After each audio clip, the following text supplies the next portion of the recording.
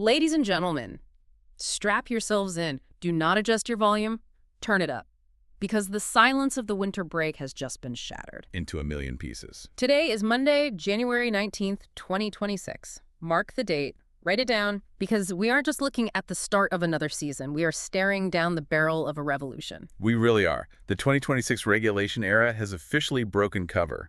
The waiting is finally over. We've spent years talking about 2026 like it's this mythical thing on the horizon, but today it's real. It's hardware. The wind tunnels have done their job, the papers become carbon fiber, and we finally have something to look at. And the team leading the charge. The first one to pull the trigger. It's the American outfit.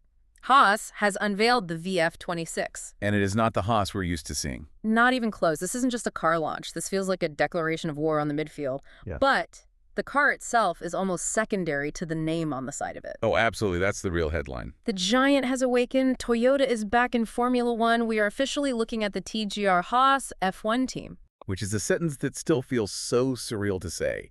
A sleeping giant returns. It's a huge moment. Okay, we are going to tear into every single detail. The look, the tech, the drivers, the massive stakes. But before we hit the throttle, I do need to make this crystal clear. This segment is part of our news coverage of recent F1 events. It's reporting on the launch that happened today. Exactly. Now let's get into it. A revolutionary look, sci-fi tech, and a driver lineup that's pure fire and ice. And stakes that are higher than the stratosphere. This is ground zero for a new generation of Grand Prix racing. Okay, let's start with the visuals, the shock of it. When they dropped the images of the VF26, forget the Haas of the last few years. Yeah, forget the black, mostly bare carbon fiber car. Delete that image from your mind. This thing is dominated by red and white. Oh. And that is not just any red and white, is it? No. If you know your motorsport heritage, those are the corporate colors of Toyota GAZOO Racing, TGR. It's so striking. The black is, oh, well, it's barely there. This looks like a factory effort, not a privateer. It looks fast standing still. Sure. They're calling the livery daring and dynamic, which is usually just, marketing speak. Right. But this time, it actually looks like it has a real identity. Okay, but I know you're going to be the buzzkill for a second here. I have to be the voice of reason. What we're looking at today, these beautiful images, it's a render. It's a virtual representation. Ah, the classic F1 smoke and mirrors. Exactly. It's a common tactic, but for 2026, it is absolutely crucial. This is the biggest rule change in decades. You do not want to show your real aerodynamic secrets to Red Bull or Ferrari before you absolutely have to. So the livery is real, the Toyota branding is staying, but the intricate bits of the floor, the diffuser, we won't see that yet. We won't see the truth of it until the wheels actually hit the tarmac. Okay, so a show car wrapped in a very real partnership. Let's talk about that partnership. TGR Haas. For the newer fans, give us the context on Toyota. Why is this such a massive deal? It's huge because of the history. Toyota left F1 back in 2009. And when they were in the sport, they weren't just participating. They were spending an absolute fortune. We're talking budgets of what, over $400 million a season? Over $400 million. It was one of the biggest budgets in the history of sports. They built a state-of-the-art facility in Cologne, hired the best people, and the return on that investment was painful. 13 podiums. That's it. 13 podiums, no wins. They left with their tail between their legs. So for them to come back now, it implies unfinished business. They want to rewrite that legacy. But this isn't a full factory team, right? This is key. Gene Haas didn't sell the team. Correct. It's a technical alliance. Think of it as Haas powering up, not selling out. And the most interesting part is how the infrastructure is split. Haas is finally growing up. Right, the simulator situation. For so long, Haas was basically a satellite office for Ferrari. They used everything from Maranello. The wind tunnel, the simulator, the lot. But with the VF26, they're changing that. Haas is stepping up. They are now working in their own dedicated simulator in Banbury. Why is that such a big deal? Isn't a sim just a sim? Not at this level. When you're renting time in Ferrari sim, you get the leftovers. You get the Tuesday night slot. When the main drivers are sleeping. Exactly. By having your own rig, you control your destiny. You run virtual laps 24/7. You can develop setups independently. It's critical if you ever want to actually beat the team you're buying parts from. But they haven't cut the cord completely. They're still using the Ferrari wind tunnel in Maranello. Which is fascinating, because Toyota has a legendary wind tunnel in Cologne, but they stuck with Maranello. It's a hybrid approach. A Frankenstein monster of resources. You could say that. But let's get under the skin of this new beast, because the VF26 is our first real glimpse of the 2026 regs. The new era. What are we actually looking at? We are looking at the death of the ground effect era.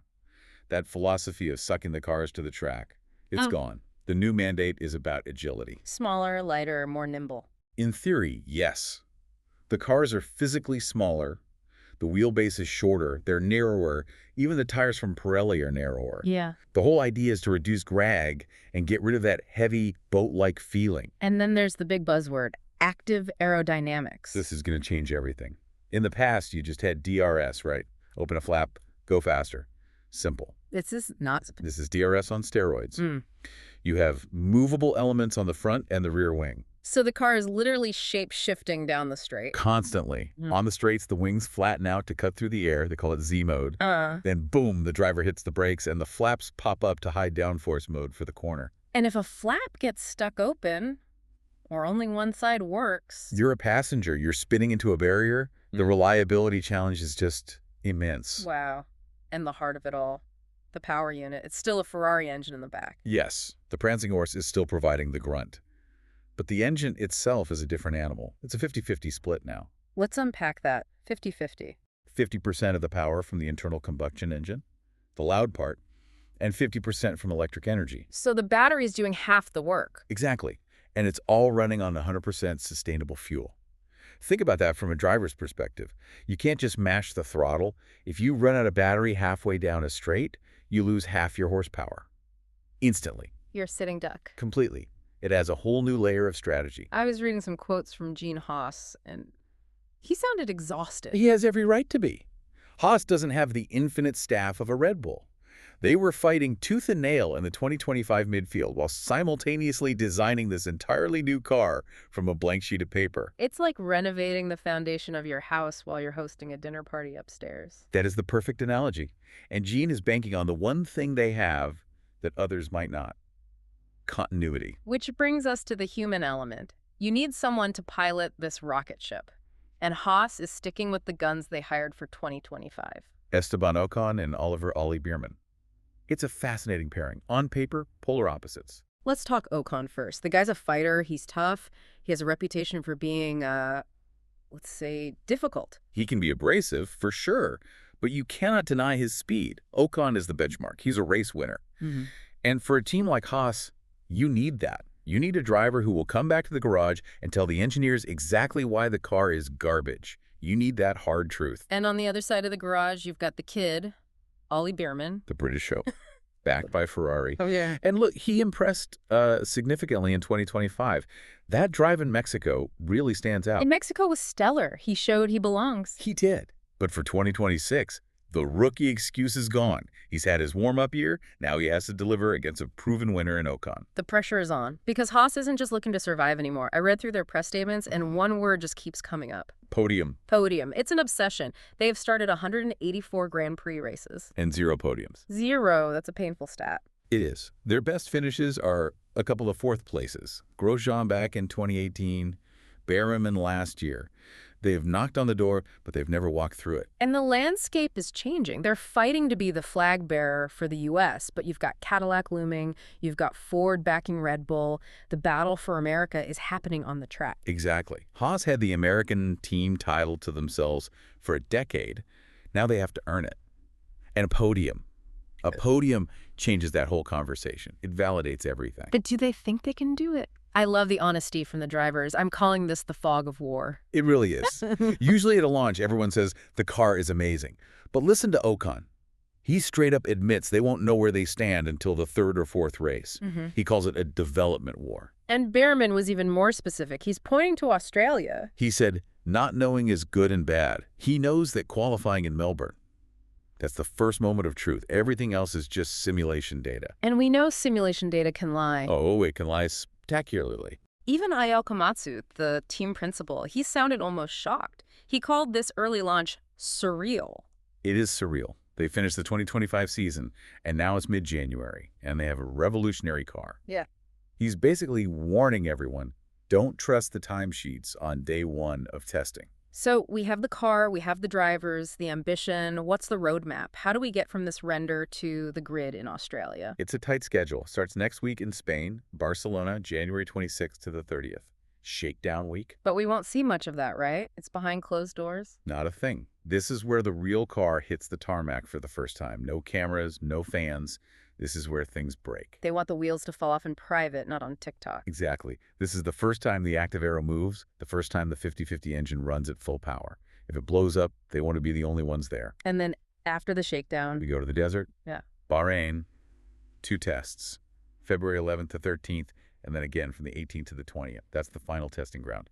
That is where we will start to see the true pace. Gene Haas's vision here is that while everyone else is in chaos with new rules, his team's stability, same driver, same core engineers, is their secret weapon. It's a valid strategy. In a chaotic environment, the team that makes the fewest mistakes often comes out on top. He's hoping that by keeping the human element stable, they can just focus on debugging the machine. It's going to be absolutely fascinating. The 2026 revolution is here. TGR Haas has fired the opening salvo. The car is smaller, the engine is greener, and that Toyota red is brighter than ever. It's a bold first step, but in Formula One, being first to launch doesn't mean you're first at the finish line. And that is the big question, isn't it? Here's what I want you, the listener, to think about. After 184 races of heartbreak and near misses, after bringing in a titan like Toyota, is 2026 the year Haas finally breaks that curse? Will we finally see them spray the champagne? Or will these new complex regulations leave them in the dust wondering where it all went wrong? It's the question that will define their entire future. The safety net is gone. The spotlight is on. We will be there every step of the way to find out. We are just getting started, so do not miss a single apex, folks. Make sure you are following DRS Zone right now on TikTok, Instagram, and YouTube. We've got breakdowns, analysis, and probably a few rants coming your way. It's going to be a wild year. You bet it is. Keep pushing.